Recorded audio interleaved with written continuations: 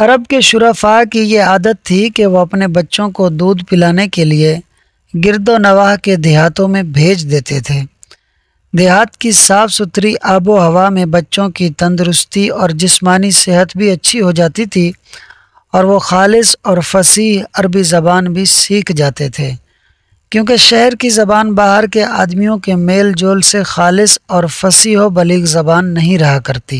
حضرت حلیمہ رضی اللہ عنہا کا بیان ہے کہ میں بنی سعد کی عورتوں کے ہمراہ دودھ پینے والے بچوں کی تلاش میں مکہ کو چلی۔ اس سال عرب میں بہت سخت کال پڑا ہوا تھا۔ میری گود میں ایک بچہ تھا، مگر فقر و فاقہ کی وجہ سے میرے سینے میں اتنا دودھ نہ تھا کہ جو اس کو کافی ہو سکے۔ رات بھر وہ بچہ بھوک سے تڑپتا اور روتا بلبلاتا رہتا تھا، اور ہم اس کی دلجوئی اور دلداری کے لیے تمام رات بیٹھ کر گزارتے تھے۔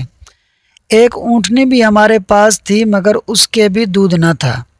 مکہ مکرمہ کے سفر میں جس خچر پر سوار تھی وہ بھی اس قدر لاغر تھا کہ قافلے والوں کے ساتھ نہ چل سکتا تھا۔ میرے ہمراہی بھی اس سے تنگ آ چکے تھے۔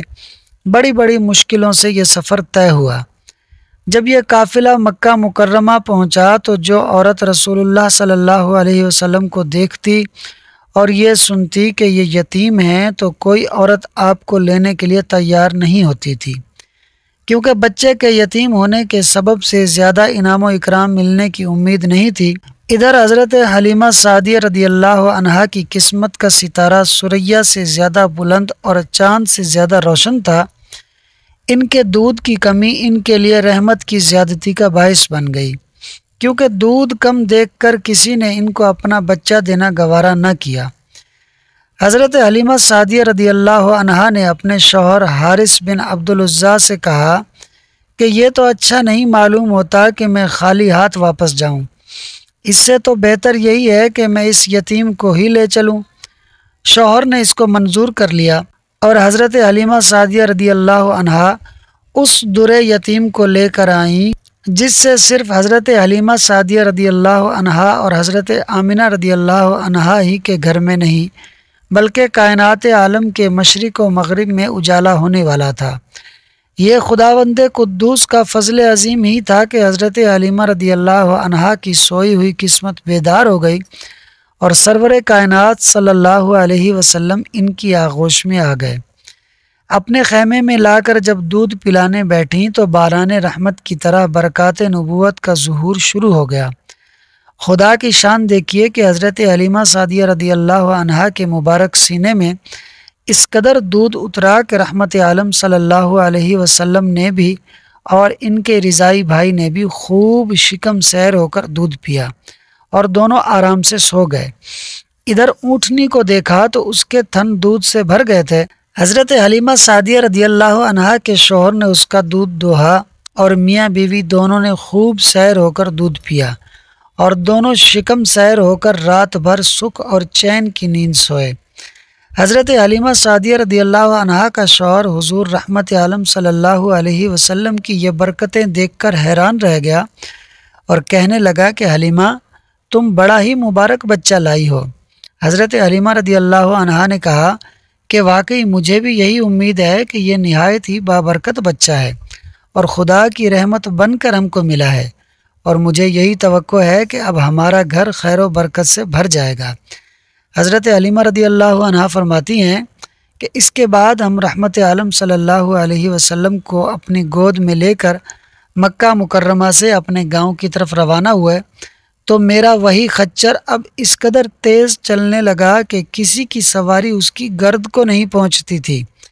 قافلے کی عورتیں حیران ہو کر مجھ سے کہنے لگیں کہ اے حلیمہ، کیا یہ وہی خچر ہے جس پر تم سوار ہو کر آئی تھی، یا کوئی دوسرا تیز رفتار خچر تم نے خرید لیا ہے؟